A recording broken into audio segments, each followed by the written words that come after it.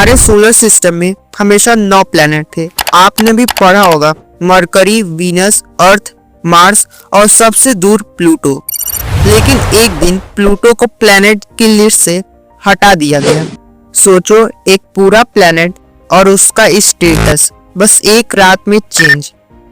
क्या हम कुछ गलत समझ रहे थे या कुछ इम्पोर्टेंट बातें हमें पता ही नहीं थी? चलिए आज इस मिस्ट्री के पीछे की कहानी को एक्सप्लोर करते हैं। सब कुछ शुरू हुआ अर्ली 2000s में, जब साइंटिस्ट ने स्पेस में एक नए ऑब्जेक्ट को ढूंढा। इसका नाम एरिस रखा गया। अब आप सोच रहे होंगे एरिस में ऐसा क्या खास था?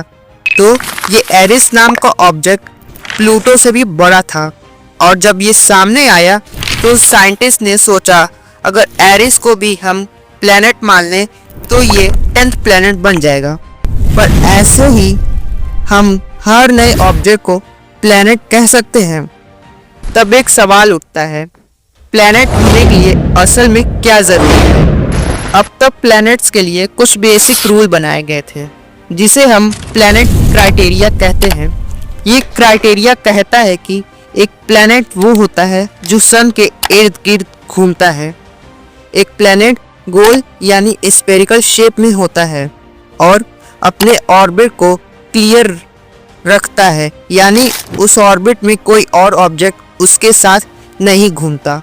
अगर हम इसे एग्जाम्पल से समझें तो सोचिए, आप एक क्लासरूम में हो और टीचर कहते हैं कि जो स्टूडेंट अपने आसपास के एरिया को साफ रखेगा वो उसे उस क्लास का मॉनिटर बनाएंगे। आपका दोस्त जितना भी अच्छा हो, लेकिन अगर उसके डेस्क के आसपास हमेशा बुक्स और पेपर फैला कर रखते हो तो क्या उसे मॉनिटर बनाया जा सकता है? सेम यही लॉजिक प्लैनेट्स पे अप्लाई होता है। अब यही प्रॉब्लम प्लूटो के साथ थी। प्लूटो अपने ऑर्बिट में अकेला नहीं था, वो अपने ऑर्बिट में बहुत सारे छोटे छोटे ऑब्जेक्ट के साथ घूमता था जो क्यूपर बेल्ट में पाए जाते हैं। मतलब टेक्निकली उसने अपने ऑर्बिट को क्लियर नहीं किया था, और यहीं से प्लूटो की रियल प्रॉब्लम शुरू होती। 2006 में एक बड़ी मीटिंग हुई। इंटरनेशनल एस्ट्रोनॉमिकल यूनियन यानी AIU के साइंटिस्ट और रिसर्चर ने मिलकर सोचा कि प्लैनेट के रूल को और क्लियरली डिफाइन करना चाहिए। उन्होंने कहा कि एक प्लैनेट को रियल प्लैनेट तभी कहा जा सकता है जब वो अपने ऑर्बिट को क्लियर कर चुका हो। इस नए रूल के बाद प्लूटो ऑटोमेटिकली ड्राफ्ट प्लैनेट की कैटेगरी में शिफ्ट हो गया।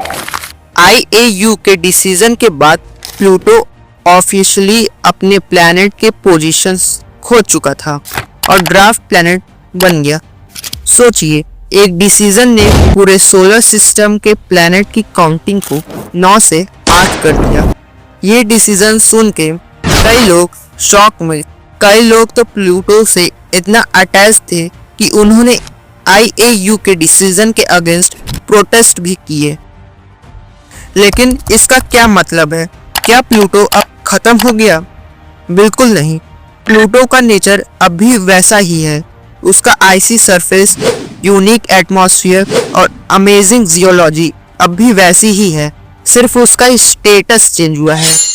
वो अब भी एक इंटरेस्टिंग वर्ल्ड है जो एक्सप्लोर करने लायक है। प्लूटो में अब भी कुछ कमी नहीं है, सिर्फ हमें उसके बारे में नए तरीके से सोचना है। आप में से कितने लोग क्यूपर बेल्ट के बारे में जानते हैं? सोचिए, ये सोलर सिस्टम का एक ऐसा एरिया है जो हमारे प्लैनेट के बाद आता है, और वहाँ पे कई छोटे आइसी और रॉकी ऑब्जेक्ट्स मिलते हैं।